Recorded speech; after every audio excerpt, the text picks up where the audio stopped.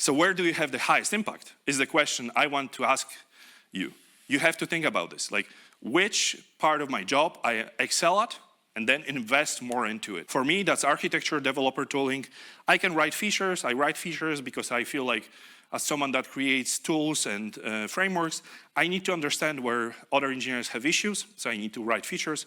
But it's not something that I focus on most of my time. Most of my time, I focus on making other engineers more efficient. So that's really important to know, because then it could become irreplaceable. And there's probably a lot of skill set that each of you has that you excel at. So invest more into it. Be an expert in one specific thing.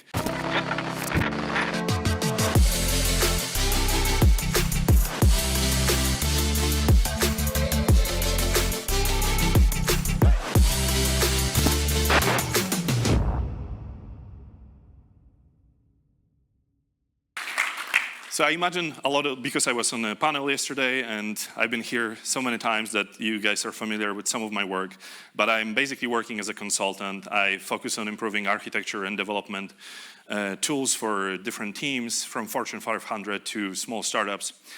My most famous tool is Sorcery, and I worked at companies like New York Times or the browser company.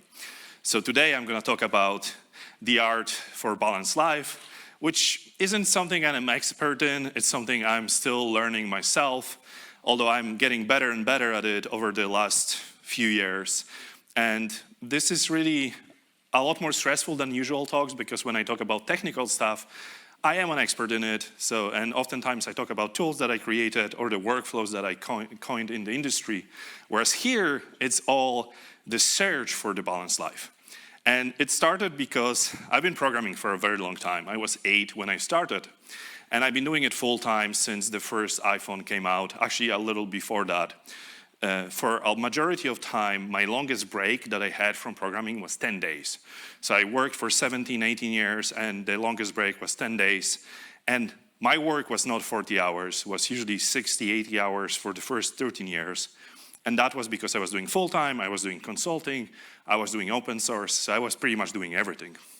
One of the things I tried to avoid was avoiding lifestyle inflation. So the first job that I was doing, I was getting paid something like $600 per month. As you imagine, that's not a lot. I make that in much faster time than a full-time job now. And the reason why I've tried to avoid lifestyle inflation was because I wanted to be able to retire quickly. So I got into financial independence. And I got to the point of frugality, which is basically trying to do as much as you can on your own rather than buying stuff and spending money. I was spending around 9% of my income, so I was saving 81%, which was pretty tremendous. But it was anything but balance. It was very in one direction, and everything was about saving as much money, making as much money, and just work and growing as an engineer, which wasn't very healthy in the retrospect. But when I got into my late 20s, I had a year when I made lottery money in Poland, which was something about, I don't know, $250,000 in a year, something like that. In Poland, that is a lot of money. It's a lot of money in many places.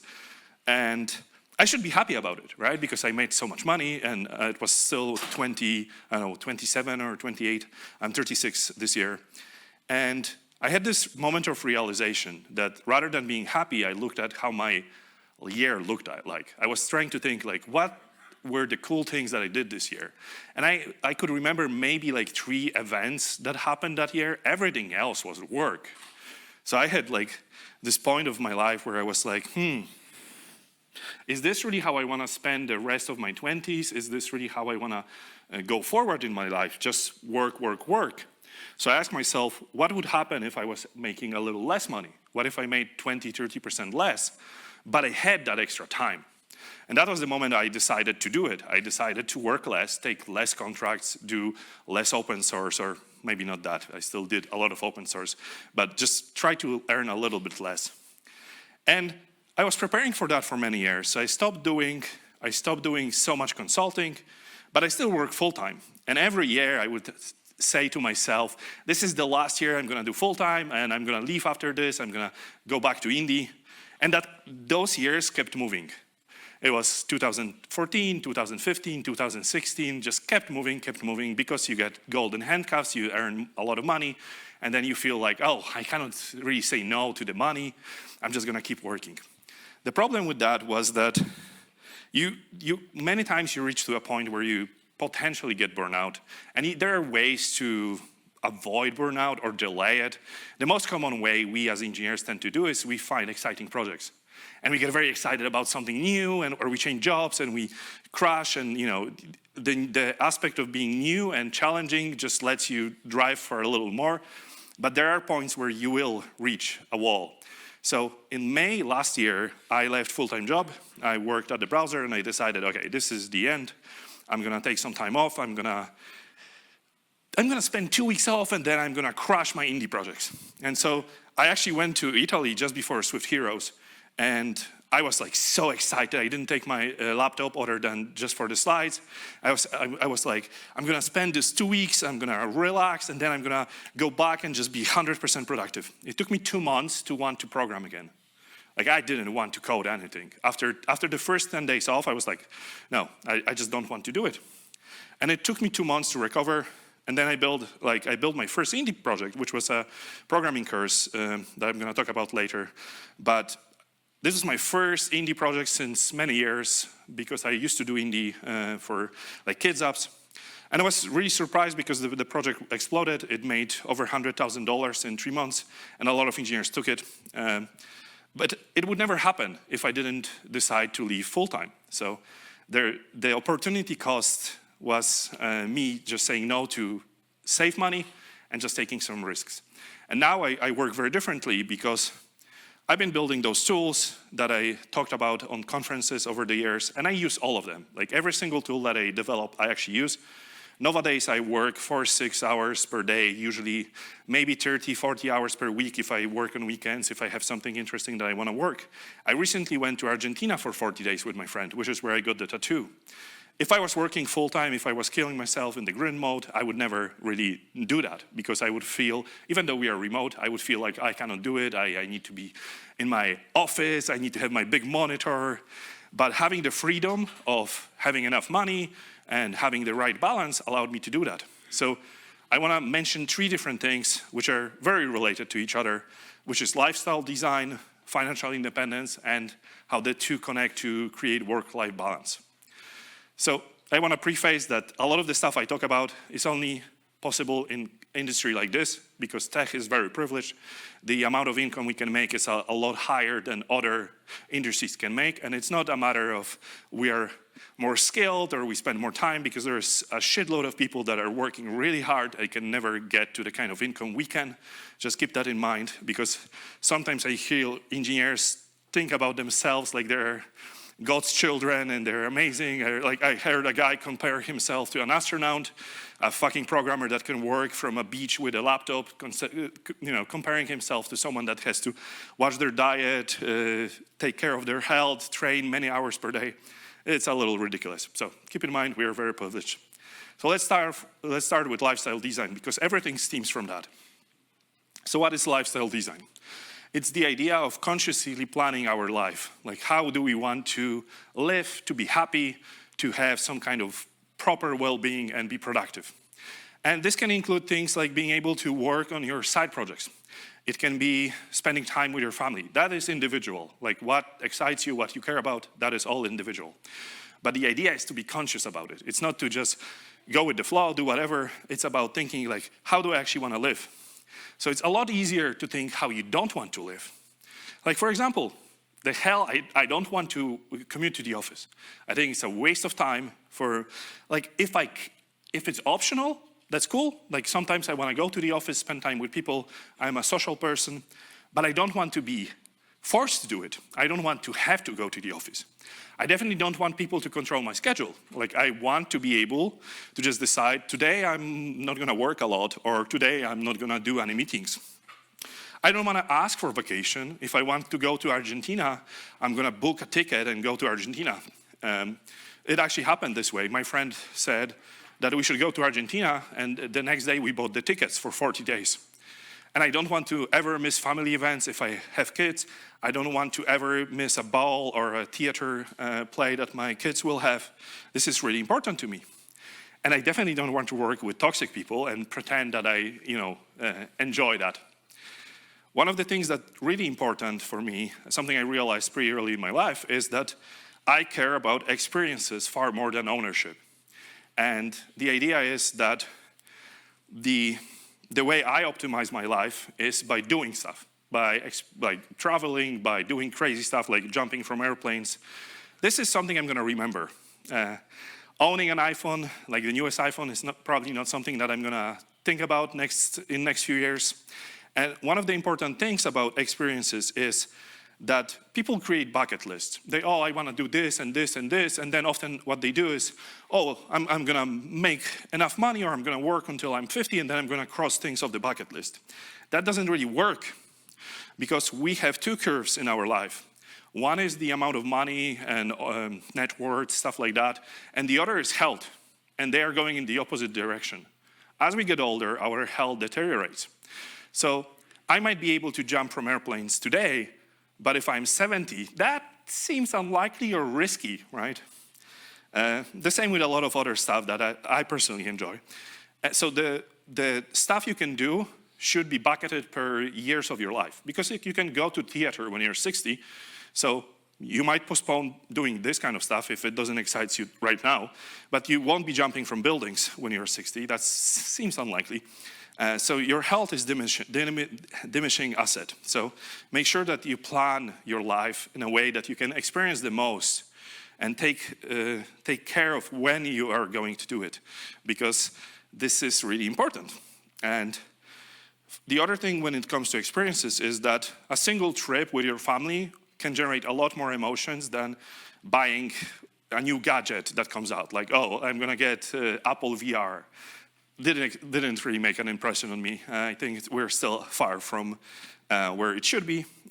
So I'm gonna spend money on stuff that is fun, like spending time with my family, or just going for trips, enjoying stuff like motocrossing. This is kind of stuff that's gonna last me a lifetime, hopefully, as long as I don't get Alzheimer. So I did this exercise, and I highly recommend everyone does it, is to write down don't think about money, don't think about how old you are in your career, think about how you actually want to live, like the end goal. Like let's assume you don't have any concerns about money, you don't have any concerns about health. This is how I would want to live. And I wrote this down. This is from my journal. And so I have a couple of things, and I want to have at least one active personal project. I like doing my own stuff. I want to control 90% of my schedule. I cannot control 100%, it's fine. 90% is so much better. When I worked full-time, I had meetings every day, and they were spread across, so I couldn't focus. Today, I usually have like 2 hours scheduled per week with some clients, and that's about it. Everything else I control. I love sunshine, I love good weather, so that's important to me. I definitely want to spend time with my family and friends. I don't want toxic people. I'd rather have few friends that are real friends. They really know me, rather than pretend that I like people that are just annoying. And I want to be fit and healthy, and definitely experiences over ownership. I could afford a Ferrari. I would never buy a Ferrari. It seems like a complete waste of money for me because it doesn't excite me. So write this down. And for me, when I did it, I realized that I was chasing specific number for net worth. I thought, well, if I get $1 million, not the dollars like Polish złotys, that's gonna be enough when I was younger. Then 2 million, 3 million, 4 million, the numbers keep going up. There wasn't really a reason behind it. It's just I had more, and I thought I need even more to be able to relax. But when I wrote down this kind of lifestyle that I wanna live, I realized money helps because money gives us freedom, but I don't need as much money as I originally thought. This was something I did before I left the full-time, so it was really important for me to understand that. And people tend to do this. People will, depending on the culture, because it's different in different cultures, but people tend to just chase for more money, more ownership, and then you get in this inflated lifestyle where you constantly need more and newer and better, where it's not really the value in life. So money gives us freedom. So how can we get that freedom? Getting that freedom is not a new idea. Financial independence has been popular for many years in different circles. The idea is that we simply have enough income that we don't have to care about money. Money is no longer main driver for our lifestyle and choices. So it gives us that freedom to choose what the hell we want to do, say no to projects, stuff like that. There are two main ways to retire in financial independence circles. There's a fat retirement and lean retirement. The difference here is people that tend to go with lean retirement, they tend to go with very frugal living, with very minimalistic approach to life, extreme savings. What I mean by that is a person doing lean retirement might decide, I'm gonna bike everywhere because car is too expensive, car insurance doesn't make sense, so I'm just not gonna own a car. That's kind of extreme. Then you have fat retirement, which could also be extreme, which basically means I'm gonna live at a very high level, which means I need a lot more money, but I'm not gonna have to worry about, I'm gonna save every dollar, I'm gonna do everything myself.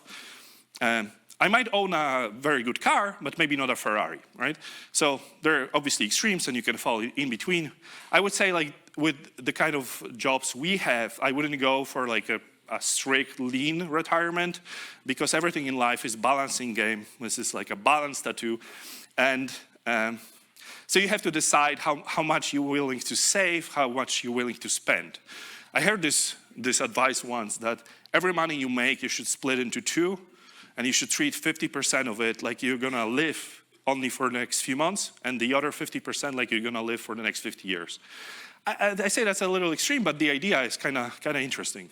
So enjoy life, have money that you spend to enjoy life, and then think about long term. One thing that changes is if you think about experiences like I mentioned, is experiences are not that expensive. An iPhone can be pretty expensive. So in Polish zloty, my iPhone cost 8,000 zlotys. Jumping from airplane costs 1,000. So I could jump from airplane 8 times for the single iPhone.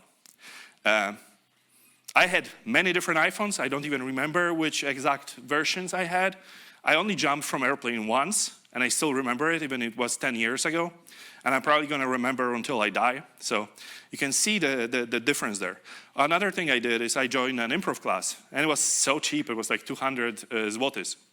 And for like the whole class, I think was 800. So again, cheaper than jumping from airplane, a lot cheaper than owning an iPhone. And it gave me skills that are really useful in life, not just when I'm presenting, but also just generally in life, like listening. Like improv teaches you to be a good listener.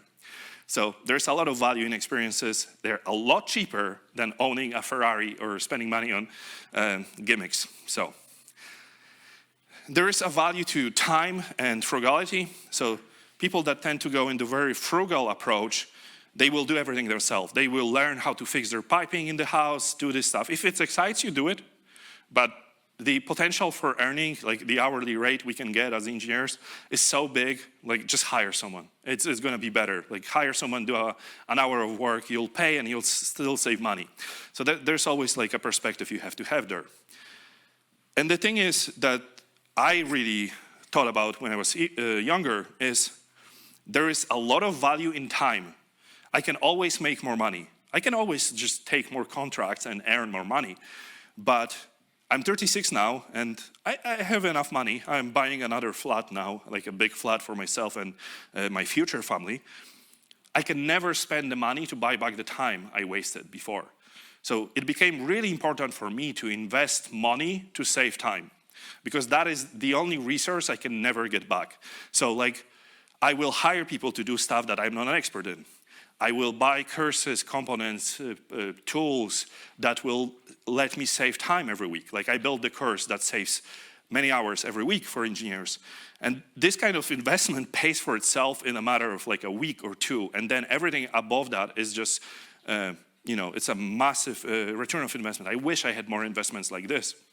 And I don't like the idea of like, I can do it myself, which a lot of engineers have. We can do a lot of things ourselves, but I used to do game dev before iOS, and if you ever wrote games, like if you use Unity or Unreal, one of the things that they have is they have the component store, which is very common. Like no one in their right mind is gonna go and, I'm gonna write my own physics engine when you can spend $50 to get a license for like a professional one. Like you can learn it. I wrote physics engines when I was younger, but if you think about how much time you're gonna spend to write it, it kind of is really stupid to do it yourself unless it's really fun for you.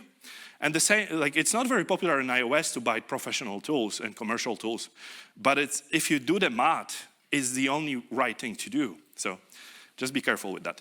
So what is your FI number? So the common knowledge in financial independence, or the default, is if you save 25 times your annual expenses, you have infinite money. The assumption is you can invest at 4% over inflation, which means your money, you can withdraw 4%, you cover your annual expenses, you never run out of money. Pretty cool, pretty easy, very simple math. But kind of pointless, because there's a lot of assumptions in that number. First off, the first assumption is you will never earn a single dollar after you retire, which for a lot of us will not be true, because the reason we want to have the freedom is to choose passion projects. A lot of the times, people that create passion projects actually succeed and they make money off those projects. So that assumption goes out the window for a lot of people, like my course, for example. Another thing is that infinite money makes sense if you want to die with the same money you started. What is the goal of dying with the money you started your retirement with? You might think, oh, I want to leave the money for my family. Well, I would argue something different. Hopefully, by the time we die, our kids are adults, like 40, 50 years old. The amount of money we can leave them would not really make a huge difference in their life, because hopefully we raise them right. They establish their own career and stuff like that. Is this really the best way to honor your family? What if you just spend that money as you are alive to spend the time with your kids and build memories and build proper connections? That is a far better use of money. So dying with money is just kind of pointless.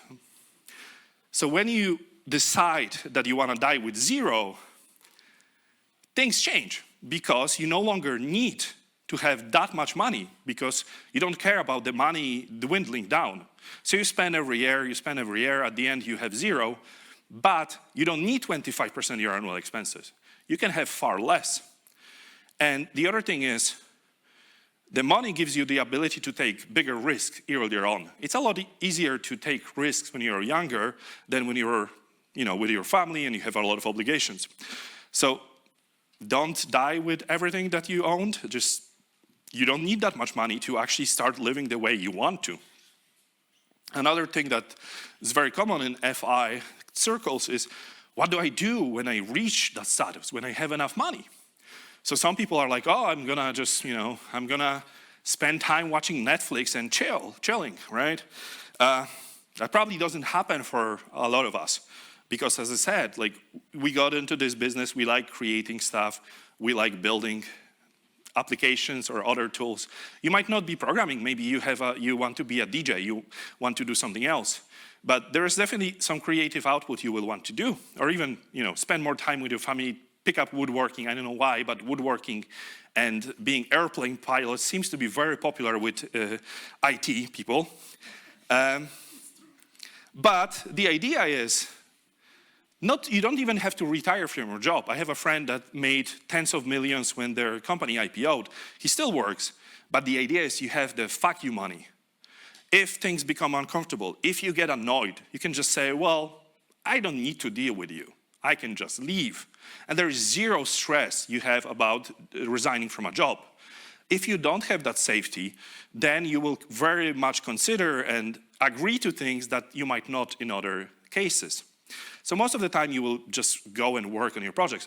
My suggestion would be to plan ahead what you want to do, just so you're not blindsided and you decide, okay, I'm leaving my job and now,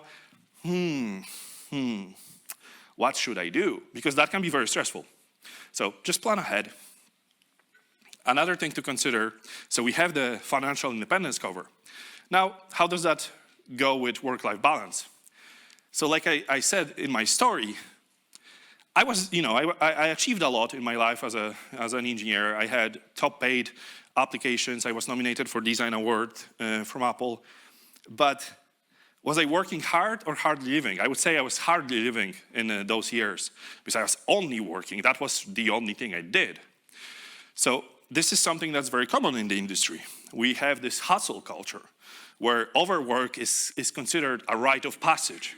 And I remember because I was open sourcing a lot of projects, like I have over 20 projects on GitHub, and even now I still recently open source some new ones.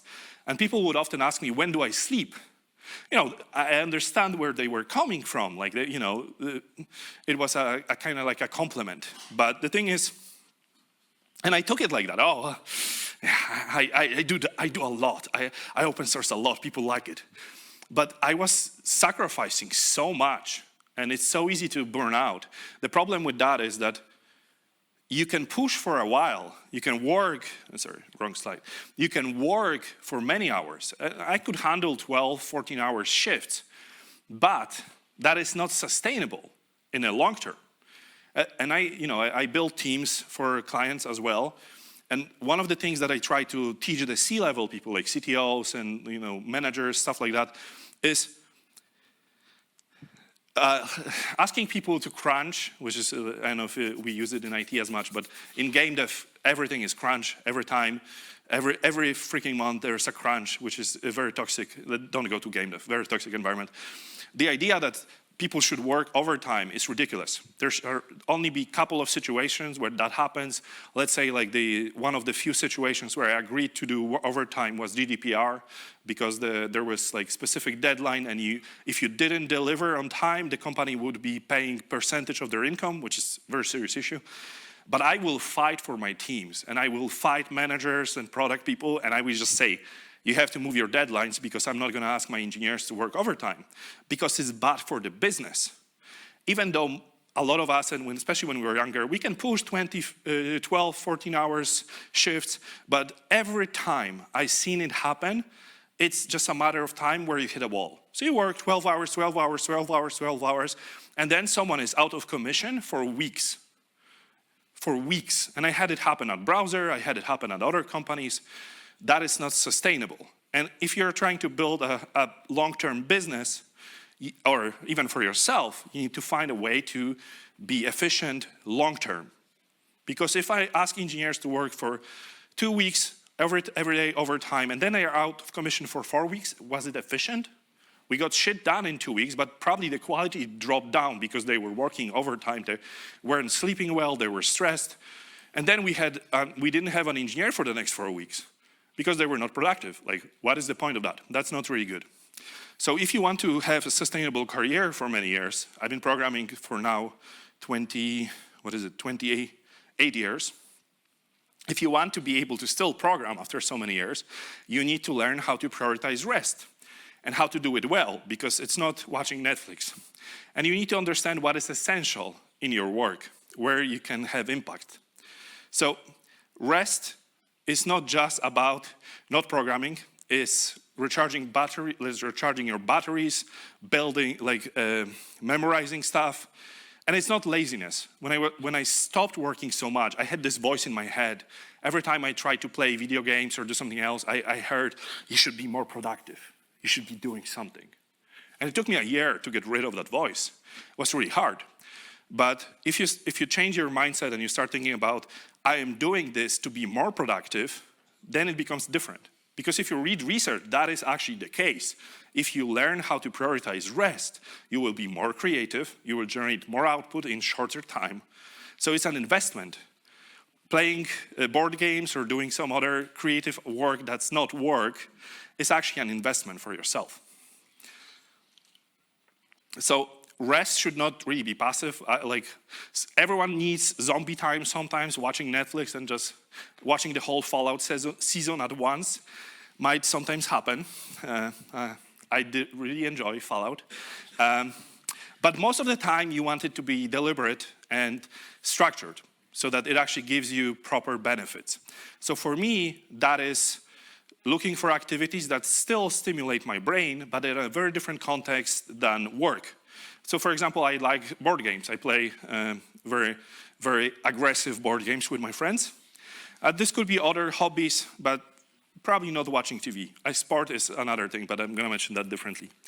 Another thing that's really important if you want to achieve good work-life balance and to build a proper career is to think about essentialism. It's a book that is really nice.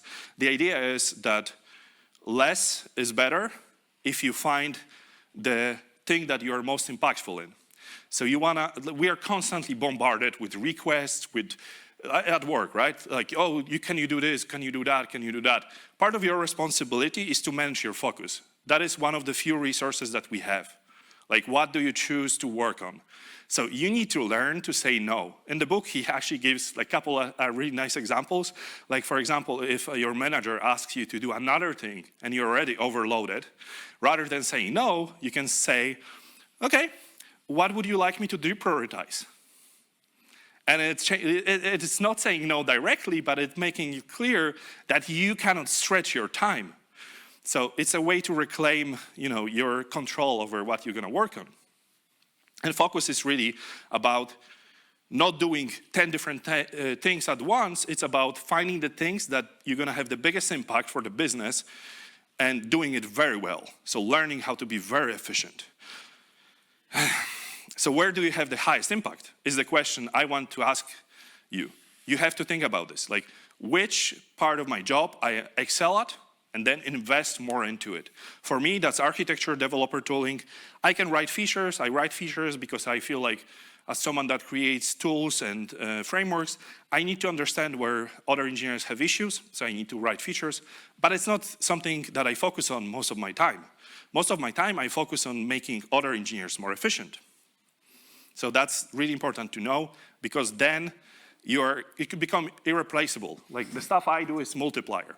So if I have 20 people in my team and I optimize their architecture or build extra frameworks, that gets multiplied by the amount of people that I work with.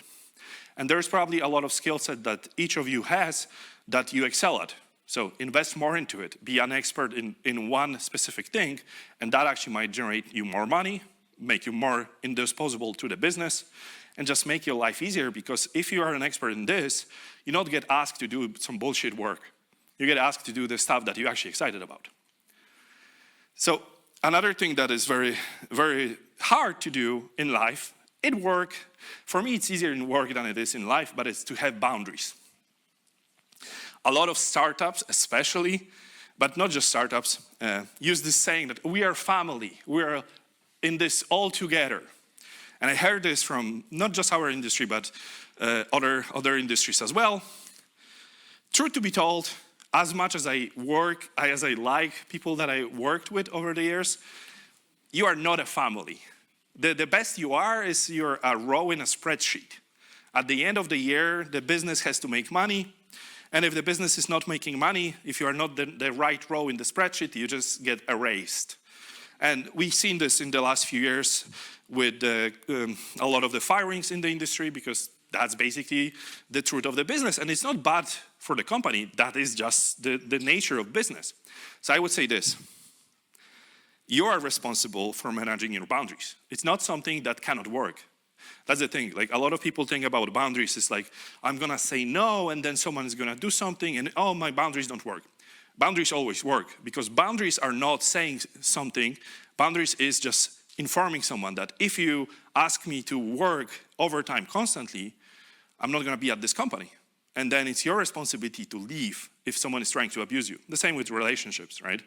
My advice is, even if you're working full-time, even if you don't have regulated hours, track your hours for yourself, not for the business, just so you know how much you are actually working. I use Toggle. There's a free version that suffices for pretty much everything. The other thing that I do it diligently.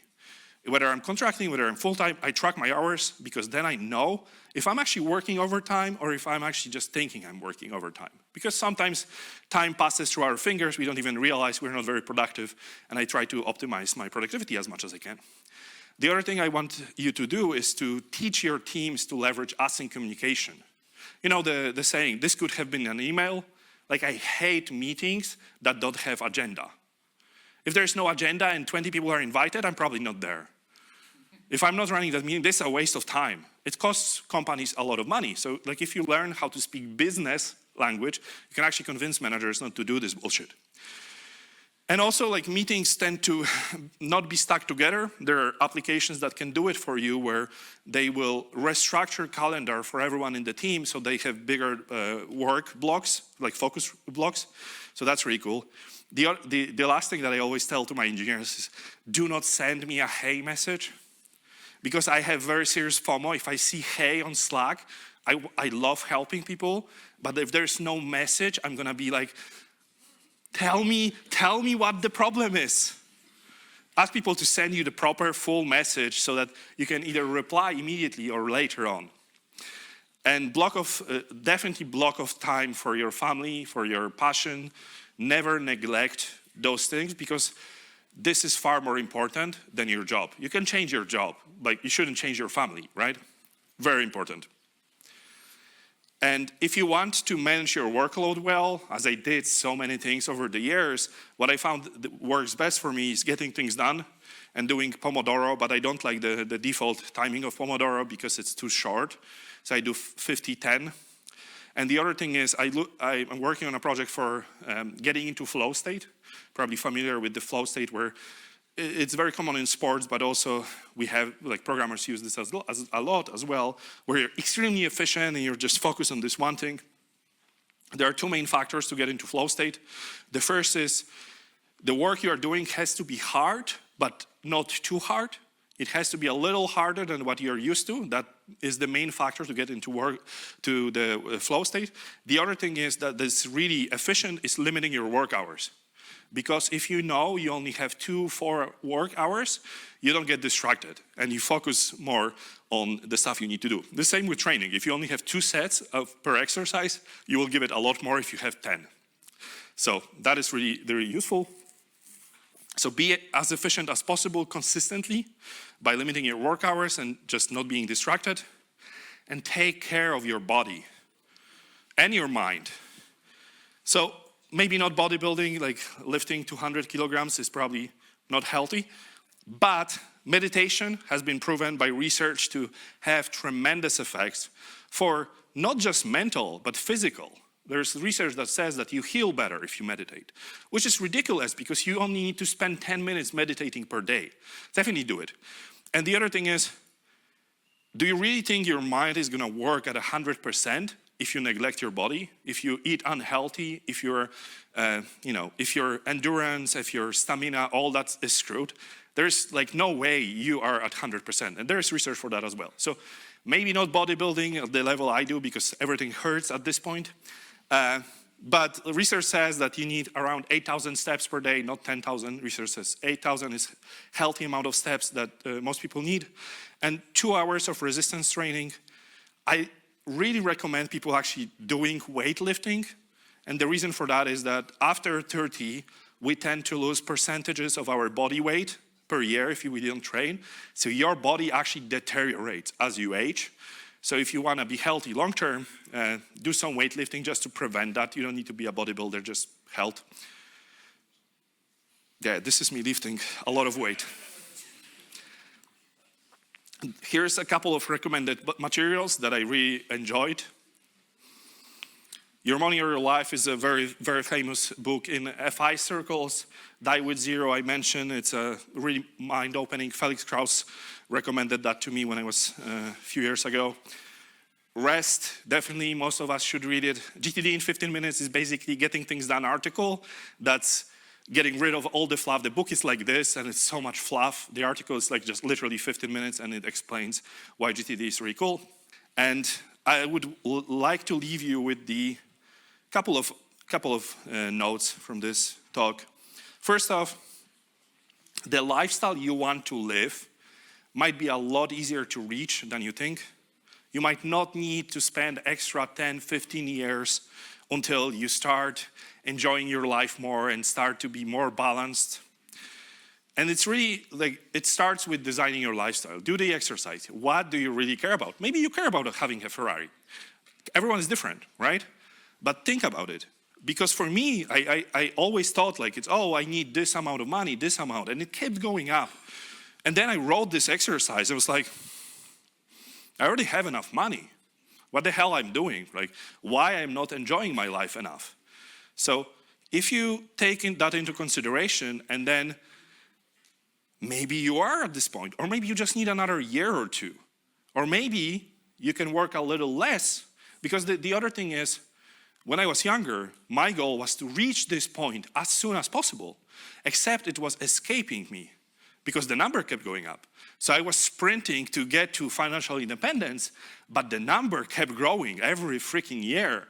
And my goal, oh, this is last year, I was at the Times and I was like, this is my last job, I'm gonna leave after this. And then Browser came to me and was like, I'll join Browser, this is cool, I'm joining, you know. So I kept sprinting, and for many years I sacrificed so much without really getting anything. Because just seeing the number on my bank account didn't make me happy. Like, what was the goal of it?